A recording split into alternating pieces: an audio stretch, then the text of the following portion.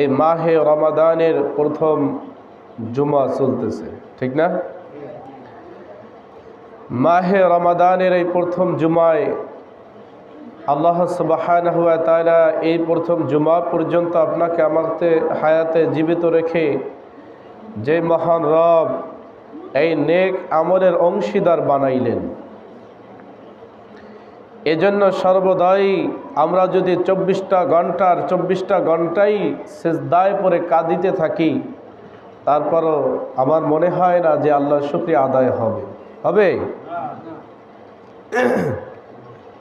তো আল্লাহ পাক রব্বুল আলামিন আপনাকে আমাকে যখন রমজান পর্যন্ত হায়াতকে দীর্ঘায়ু করেছে, এখন রমজানের ন্যাকগুলোও আমাদের করতে হবে, রমজানের হক আমাদের আদায় করতে হবে কি না?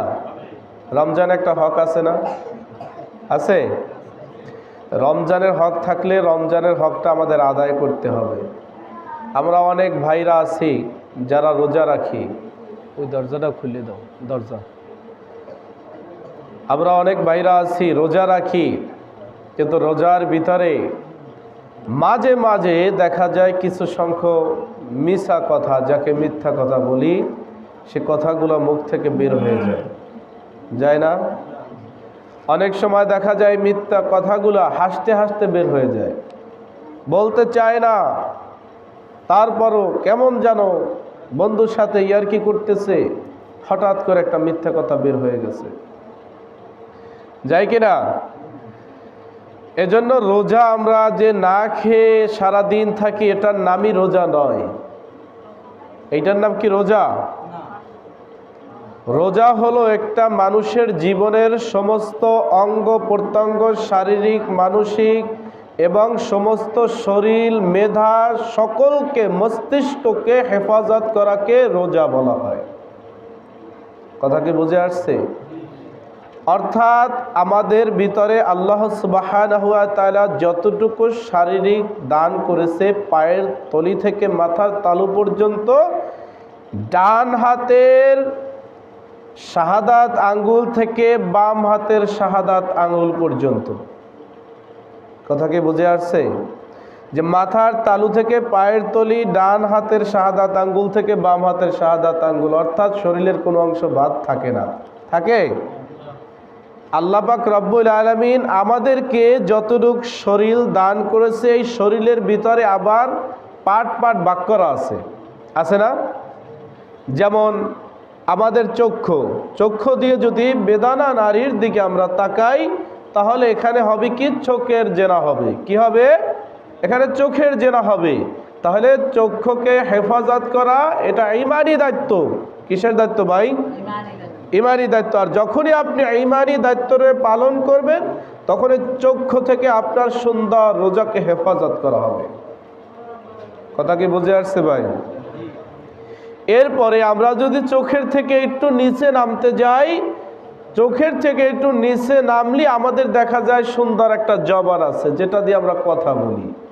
আছে না ভাই? আমরা কথা বলি না? এটা আমাদের যে কত বড় একটা নিয়ামত, এটা যার নাই সে জানে। কথা কি বুঝতে পারছেন? এক ব্যক্তি বারবার বলতেছে যে, ও ভাই, তুমি সময়কে মূল্যবান মনে করো, সময়কে মূল্য দাও। পাশ থেকে আরেকজন দাঁড়িয়ে বলতেছে, ভাই সময়কে মূল্য দিব কিভাবে? সময়ের কোনো মূল্য আছে নাকি? সময়কে মূল্য দিব কি করে? হঠাৎ করে দুই ব্যক্তি কথার ভিতর আরেকজন আইসা বলতেছে, ভাই সময়কে মূল্য দেবা কিভাবে? সেটা তো তুমি বুঝতেছো না, সেটা আমি বুঝতেছি। বলে কেমনে? বলে তুমি দুনিয়ার পরীক্ষার হলে ঢুকার পরে যখন একবার পরীক্ষা থেকে ফেল করবা, তখন একটা বছর যে তোমার জন্য কতটা কষ্টে কাটবে, এটা তুমি তখনই বুঝতে পারবা যখন তুমি পরীক্ষায় ফেল করবা। কথা কি বুঝে আসছে ভাই? তাহলে আমরা এখন সময়কে মূল্য দিতে বুঝি না। সময়ের একটা মিনিটের মূল্য কত তাকে জিজ্ঞেস করেন, যে একটা মিনিটের জন্য রেলটা ছেড়ে গেছে, 1 মিনিটের জন্য ধরতে পারে নাই। সে জানে যে একটা মিনিটের কত মূল্য, কারণ সে বুঝতে পারবে যে একটা মিনিট আগে আসলে আমি 1 ঘন্টা অপেক্ষা করতে হইতো না, 1 মিনিট আগে আসলে আমি রেলটা পাই যেতাম। 5টা মিনিটের কত মূল্য, এটা আপনি একজন খেওয়ালার কাছে জিজ্ঞেস করেন, যে 5 মিনিটের জন্য যে খেওয়া পায় নাই, তার কাছে জিজ্ঞেস করলে আপনি বুঝতে পারবেন যে 5টা মিনিটের কত মূল্য। সে মেধার ভিতরে খালি ঘুরতেছে, আল্লাহ যদি 5টা মিনিট আগে আসতাম তাহলে ওপার পর্যন্ত এই খেওয়াটা চলে আসতো না, আমাকে নিয়ে তারপর যাইতো। এখন এই দীর্ঘায়ু সময় আমার বসে থাকতে হইতো না। ভাইরা আমার, বন্ধুরা আমার, যেই কথা বলতেছিলাম যে সময়কে মূল্য দেওয়া, এই জবানের কথা উঠছিল, যে জবানটা কত বড় নেয়ামতের, এটা সে বুঝবে যার জবান থেকে কথা বলতে পারে না। আল্লাহ পাক রব্বুল আলামিন সকলের জবানকে হেফাজত করে, সকলে বলি আমিন। এই জবান থেকে আল্লাহ রাসূল সাল্লাল্লাহু আলাইহি ওয়াসাল্লাম বলেছে, যেই ব্যক্তি রোজা রাখবে তার সর্বপ্রথম চক্ষুকে হেফাজত করবে। কি হেফাজত করবে ভাই? চক্ষুকে হেফাজত করবে। এখন আমরা যারা এখানে আছি, আমরা আজকে তো জানলাম যে চক্ষুকে হেফাজত করতে হবে। তাহলে 14 জন যে নারীর কথা বলা হয়েছে, এই 14 জন বাদে আমরা ইচ্ছাকৃতভাবে কারোর সাথে খোলামেলা ঢালাওভাবে কথা বলবো না। পারবো না ইনশাআল্লাহ? সবাই পারবো? আল্লাহ পাক রব্বুল আলামিন আমি অধম গুনাহগারকে সহ সকলকে কবুল করে, সকলে বলে আমিন। তাহলে আমরা জানলাম কি, এই 14 জন নারী বাদে খোলামেলা ঢালাওভাবে বেপর্দা বাইলে কারোর সাথে কথা বলা যাবে না। এটা কি শুধু রমজান মাস না সারা জীবন? জোরে বলেন। সারা জীবন এই 14 জন বাদে বেপর্দা বাইলে কারোর সাথে কথা বলা যাবে না, কিন্তু প্রয়োজন হইলে কথা বলতে পারবেন পর্দাশীল বাইলে। কথা কি বুঝে আসছে? তাহলে আমাদের চক্ষু হেফাজত হইল। যখনই আমাদের চক্ষু হেফাজত হলো, তখন আল্লাহ পাক রব্বুল আলামিন আপনার আমার রোজাকে সঠিক বলে গণ্য করবে। আল্লাহ রাসূল হাদিস বলেছে। এরপরে চোখের নিচে নামলে আসে আমাদের জবান। এই জবানকে হেফাজত করা কেমনে? জবান হেফাজত করব, মিথ্যা কথা থেকে হেফাজত করতে হবে, দুনিয়াবি কুসংস্কার থেকে হেফাজত করতে হবে। এখন বেশিরভাগই দুনিয়ার কুসংস্কারের চাইতে সর্বপ্রথম আমাদের বেশিরভাগই মিথ্যা কথা বলা হয়। অনেক মানুষ আছে যারা মিথ্যা কথা বলতে চায় না, কিন্তু দুই বন্ধু একসাথে হয়েছে বা দুইজন পরিচিত লোক একসাথে হয়েছে, হাসতে হাসতে একটা কথা বলে ফেলছে। এরকম হয় না? এক জায়গায় বৈশা গল্প করতেছে, 5টা কথা বলছে, এর ভিতরে হাসতে হাসতে তাকে খুশি করার জন্য অথবা তাকে হাসাবার জন্য একটা কথা বলে ফেলেছে, সে কথাটা মিথ্যা কথা। এখন আমার প্রশ্ন হলো, দুনিয়ার মধ্যে নদী আছে না? নদী, এই নদীর ভিতরে যদি আমরা নৌকা নিয়ে যাই, নৌকা নিয়ে গেলে ধরেন যে একজন রাগান্বিত হয়ে নৌকা যদি ডুবিয়ে যায়, ডুবাইয়া দেয় ইচ্ছাকৃতভাবে, তাইলে কি আমরা ডুবে যাব? উনি কয় না। যদি একজন ব্যক্তি নৌকা রাগান্বিত অবস্থায় আমাকে নদীর ভিতরে ডুবিয়ে দেয়, আমি কি ডুবিয়ে যাব? একটু বুঝতে বললেন, যাব? আমরা ডুবে যাব কি না? আচ্ছা, যদি ওই রাগান্বিত না হয়ে যদি হাসতে হাসতে ডুবিয়ে দেয়, তাইলেও ডুবিয়ে যাব।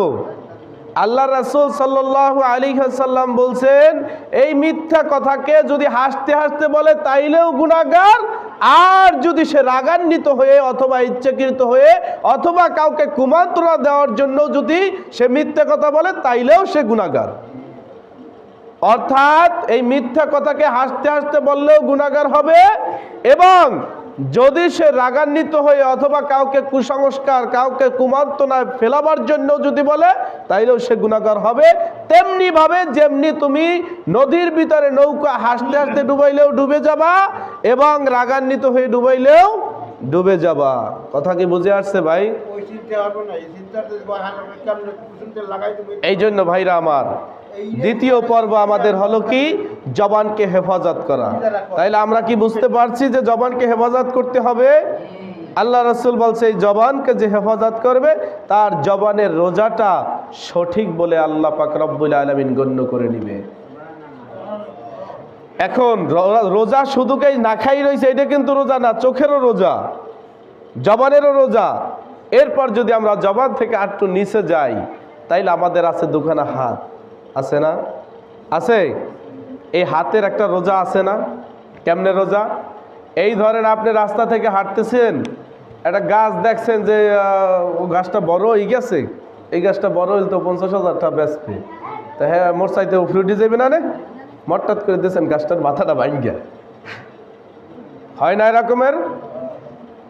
এইটা যদি রন আপনি সারা দিন রোজা রাখছেন, গাছের মাথা ভাঙছেন, কিয়ামতের ময়দানে গাছের মাথা দিতে হবে, আপনার হাতের রোজা হয় নাই। হাতের রোজা কি হয় নাই? আপনি অন্যায়ভাবে, আপনার ক্ষমতা আছে, একটা ছাড়া ডাক দিলে এই আমরা এদিকে আসো, সে আসলো না, এই তুমি আসলো না কেন, তুমি আমাকে চেনো, ধরে দেছো থাবর। এরকম হয় না? আমাদের ভিতরে বাবা আছে না মুসলমান? তাদের হাতের রোজা কিন্তু হবে না, সারা দিন না খাই রয়েছে, খিদায় লম্বা সময় রৌদ্রের ভিতরে। এই যে এখন রৌদ্র উঠতেছে, আমাদের আস্তে আস্তে কষ্ট বাড়তেছে না? রোজাদার যারা, তাদের কষ্ট বাড়তেছে না? অনেকে বলতে পারে যে হুজুর আমরা তো রোজার এই অভ্যাস আছে, কষ্ট হয় না। ভাই কষ্ট হয় না, আপনি খানা খাইলে যেটা শান্তিতে থাকতেন তার চাইতে একটু কষ্ট হইলেও তো হয়, হয় না? এই জন্য বলতে চাই যে আপনি সারাদিন যে রোজা রাখছেন, এই রোজার সকল রোজাকে অঙ্গ প্রত্যঙ্গ সকলেরই রোজা রাখতে হবে। শুধু উপাস থাকলেই সেটাকে রোজা বলা হয় না। তাহলে আমরা কি করব? হাতের হেফাজত করব, অন্যায়ভাবে কাউকে থাবর দিব না, এই হাত দ্বারা চুরি করব না, এই হাতকে আমি অন্যায় কোনো কাজে লাগাবো না। পারবো না ইনশাআল্লাহ? তাইলে আমাদের হাতের রোজা হয়ে যাবে। এরপরে আমাদের অঙ্গ প্রত্যঙ্গ, আমাদের জৈবন অঙ্গ আছে না সবার? অনেক বলতে পারে যে হুজুর এ কথা বলেন কেন? এ কথা বলা উচিত, জানা উচিত, কথা ঠিক না?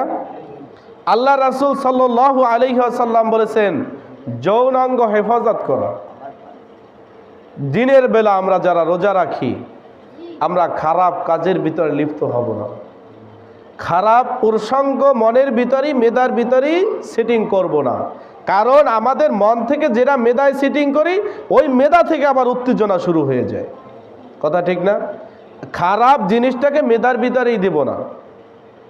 পারবো না ইনশাল্লাহ? তাইলে আমরা এই যে কয়টা কথা বললাম, যে এরপরে যৌবনাঙ্গটিকে ঠিক করা, এরপরে মেধাকে সেটিং করা ভালো কাজের জন্য, যে দুনিয়াবি কোনো খারাপ কাজের জন্য আমাদের মেধাকে সেটিং করব না। এই কয়টা কাজ থেকে যদি আমরা বিরত থাকতে পারি, আল্লাহ পাক রব্বুল আলামিন আপনার আমার রোজাকে কিয়ামতের ময়দানে ডাল স্বরূপ হয়ে দাঁড়াবে।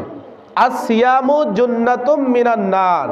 আল্লাহ রাসূল সাল্লাল্লাহু আলাইহি ওয়াসাল্লাম বলেছেন, দুনিয়ার মধ্যে যারা এই কয়টা কাজ সঠিক মতো করে রোজা রাখবে, কিয়ামতের ময়দানে ওই বান্দার জন্য জাহান্নামের সামনে এই রোজা ডাল হয়ে দাঁড়াবে। কার সামনে? জাহান্নামের সামনে। যে জাহান্নাম আপনাকে স্পষ্ট করিতে পারবে না। এখন ভাইরা আমার, বন্ধুরা আমার, এই হাদিসের বিশ্লেষণের ভিতরে বলা আছে, যদি আপনার এই রোজা ছিঁড়া ফাড়া হয়, যদি এই রোজাকে ছিঁড়া ফাড়া হয়, যেমনি ভাবে দুনিয়ার ঢাল ছিঁড়ে গেলে ওই ছিঁড়া ছিদ্র দিয়ে আপনার দুনিয়াবি অস্ত্র আপনার গায়ে স্পষ্ট করিতে পারে, পারে না? আমি যদি ঢাল ধরি, ওই ঢালটা যদি ছেঁড়া থাকে, ফুটা থাকে, ওই ফুটো দিয়েই তো লেজাটা আমার গায়েই পড়বে, তীরটা আমার গায়েই পড়বে, পড়বে না?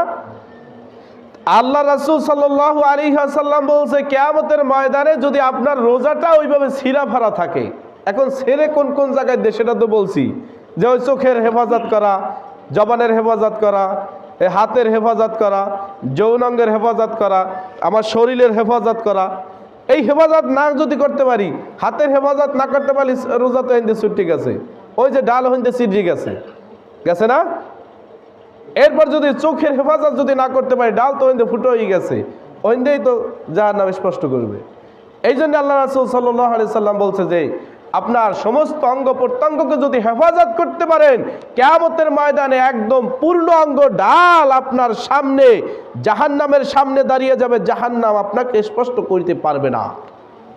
ভাইরা আমার, বন্ধুরা আমার, তাহলে আমরা এইভাবে পূর্ণাঙ্গ রোজা রাখতে পারবো না ইনশাআল্লাহ? দেখেন ভাইরা, সারাদিন আমরা না খেয়ে থাকি, এরপর যদি আমাদের রোজা কিয়ামতের ময়দানে দাঁড়ায় ছিঁড়া ফাড়া রোজা, তাইলে এই রোজা দিয়ে কি হবে? কোনো উপকারে আসবে? এই জন্য আল্লাহ রাসূল যেভাবে বলেছে আমরা সঠিক রোজা রব ইনশাআল্লাহ। এরপরে দেখেন, অনেকে রোজা রয়ে কষ্ট অনুভব করতে চায় যে 30টা রোজা কি কষ্ট, মনে হয় আমাদের কি এইভাবে কষ্ট দিয়েছে, আর কোনো নবীকে দেয় নাই। আল্লাহ রাসূল সাল্লাল্লাহু আলাইহি ওয়াসাল্লাম এবং পবিত্র কোরআনুল কারীমের ভিতরে আছে যে এই রোজা শুধু আমাদের জন্য নয়, পূর্ববর্তী যারা আদম আলাইহিস সালাম থেকে শুরু করে আজও পর্যন্ত, অর্থাৎ পূর্ববর্তী মুহাম্মদ সাল্লাল্লাহু আলাইহি ওয়াসাল্লাম এই নবীর আগেও যারা নবী হয়েছিলেন, যে 1 লক্ষ মতান্তরে 2,24,000 পয়গাম্বর, প্রত্যেক নবীদের বেলায় আল্লাহ পাক রব্বুল আলামিন রোজাকে ফরজ করে দিয়েছিলেন। রোজাকে কি করে দিয়েছেন? ফরজ করে দিয়েছেন। ফরজ মানে এটা যে ওটা বাধ্যগত আদায় করতে হবে, না করলে আল্লাহর কাছে জবাবদিহি এবং গুনাহগার হতে হবে। কথা কি বুঝে আসছে? ফরজ জিনিসটা এমন যে ওটা বাধ্যগত, ওটা পালন করতেই হবে, যদি না করে আল্লাহর কাছে জবাবদিহি এবং গুনাহগার হয়ে দাঁড়িয়ে হবে।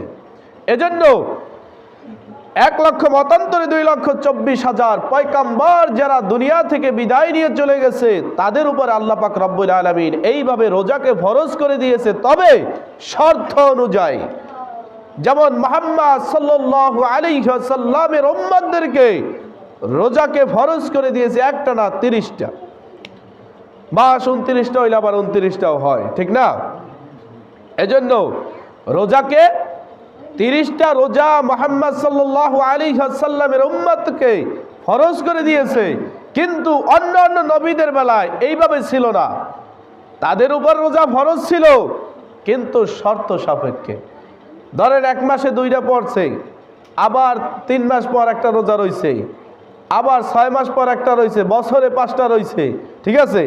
এইভাবে এক এক নবীদের বেলায় এক এক রকম আল্লাহ পাক রব্বুল আলামিন ফরজ করে দিয়েছে। তবে রোজা সকল নবীদের বেলায় ফরজ ছিল। কথা কি বুঝে আসছে ভাই? তাহলে আমরা, আল্লাহ রাসূল সাল্লাল্লাহু আলাইহি সাল্লাম বলেছে, হে উম্মতেরা, হে উম্মতে মুহাম্মাদিরা, তোমরা কষ্ট অনুভব করো না, কারণ তোমাদের এই রোজার মতো রোজা অন্যান্য নবীরাও রেখেছেন, অন্যান্য নবীর উম্মতেরাও রেখেছেন। এজন্য তোমরা রোজাকে কখনো কষ্ট অনুভব করিবা না। ইয়া আইয়ুহাল্লাযীনা আমানু কুতিবা আলাইকুমুস সিয়ামু কামা কুতিবা আলাল্লাযীনা মিন ক্বাবলিকুম লাআল্লাকুম তাত্তাকুন। আল্লাহ পাক রব্বুল আলামিন স্পষ্ট কোরআনের ভাষায় বুঝিয়ে দিয়ে গেছেন, স্পষ্ট কোরআনের ভাষায় বুঝিয়েছেন, ইয়া আইয়ুহাল্লাযীনা আমানু কুতিবা আলাইকুমুস সিয়ামু কামা কুতিবা আলাল্লাযীনা মিন ক্বাবলিকুম লাআল্লাকুম তাত্তাকুন, যে তোমরা যেই রোজাকে রাখতেছো, এই রোজা পূর্ববর্তী যারা নবীরা ছিল তাদের উপরেও ফরজ করে দিয়েছি, তোমরা এই রোজাকে কষ্ট অনুভব করো না, কারণ অন্যান্য নবীদের বেলায় আল্লাহ পাক রব্বুল আলামিন এই রোজাকে ফরজ করে দিয়েছে। ভাইরা আমার, বন্ধুরা আমার, আজকে আমরা এই রোজার এই যে আমাদের এখন চলতেছে রহমা, কি চলতেছে ভাই? 25 এই যে আমাদের রোজার ভিতরে 4টা বিশেষ, আল্লাহ রাসূল সাল্লাল্লাহু আলাইহি সাল্লাম 4টা বিশেষ আমলের কথা বলেছে। কয়টা ভাই? এই 4টা বলি আমি শেষ করব ইনশাআল্লাহ। আল্লাহ পাক রব্বুল আলামিন এই রোজার ভিতরে 4টা আমলের কথা বলেছে। এই 4টা আমলের একটা আমল হলো লা ইলাহা ইল্লাল্লাহ পড়া। কি বলা ভাই? একটু জবান খুলে জোরে বলেন, লা ইলাহা ইল্লাল্লাহ, লা ইলাহা ইল্লাল্লাহ। এইভাবে করে আল্লাহ পাক রব্বুল আলামিনের সুন্দর কুদরতি নাম ধরে জিকির করা। পারবো না আজকে থেকে ইনশাআল্লাহ? ইনশাআল্লাহ। জবানের সর্বদাই আমরা হাতে কাজ করব, জবানে জিকির করতে থাকবো, লা ইলাহা ইল্লাল্লাহ। এরপরে দ্বিতীয় আমল হলো ইস্তেগফার পড়া। দ্বিতীয় আমল কি? ইস্তেগফার পড়া। এই রমজান মাসে, এই রমাদান মাসে রোজা রেখে বান্দার জবান থেকে সর্বদাই জিকির থাকবে, ইস্তেগফার থাকবে। আস্তাগফিরুল্লাহ, জবান খুলে জোরে বলেন আস্তাগফিরুল্লাহ, আস্তাগফিরুল্লাহ, আস্তাগফিরুল্লাহ। এখন এইখানে অনেকে বলে, এখানে বলে আস্তাগফিরুল্লাহ, আস্তাগফিরুল্লাহ, আছে না এরকমের? জবান থেকে আমরা সঠিক উচ্চারণ করতে হবে। আমার কণ্ঠটা সুন্দর করে শোনেন, আস্তাগফিরুল্লাহ, জবান খুলে জোরে বলেন আস্তাগফিরুল্লাহ, আস্তাগফিরুল্লাহ। এইভাবে করে আল্লাহর কাছে ইস্তেগফার পড়া। পারবো না ইনশাআল্লাহ সবাই? এখন আমল পাইলাম দুইটা, একটা হলো লা ইলাহা ইল্লাল্লাহ জিকির করা, আর একটা হলো ইস্তেগফার পড়া, আস্তাগফিরুল্লাহ। তৃতীয় নাম্বার আমল হলো আল্লাহ পাক রব্বুল আলামিনের কাছে দোয়া করা।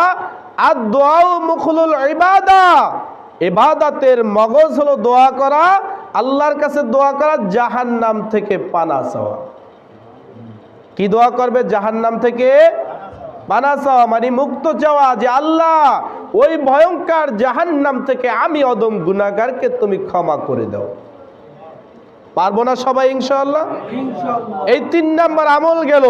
4 নাম্বার আমল হলো যে আল্লাহ পাক রব্বুল আলামিনের কাছে জান্নাতের আবদার চাওয়া, জান্নাতের জন্য দোয়া করা, যে হে রব্বি কারীম, আপনার এই বিশাল জগতের ভিতরে আমি ছোট্ট অদম গুনাহগারকে যদি আপনি ক্ষমা করে দেন, বান্দা আপনার এই আল্লাহর বিশাল জগতের এক বালুকণা পর্যন্ত আপনার কোনো ক্ষতি হবে না, কিন্তু রব্বি কারীম আমাকে ক্ষমা করে আপনার এই জান্নাতের মেহমান হিসাবে কবুল করে নেন। এই দোয়াটা করতে পারবো না সবাই? তাহলে 4র্থ নাম্বার দোয়া হলো জান্নাতের জন্য দোয়া করা, জান্নাতের জন্য দরখাস্ত করা, জান্নাতের জন্য আল্লাহর কাছে আবদার করা। পারবো না ইনশাআল্লাহ?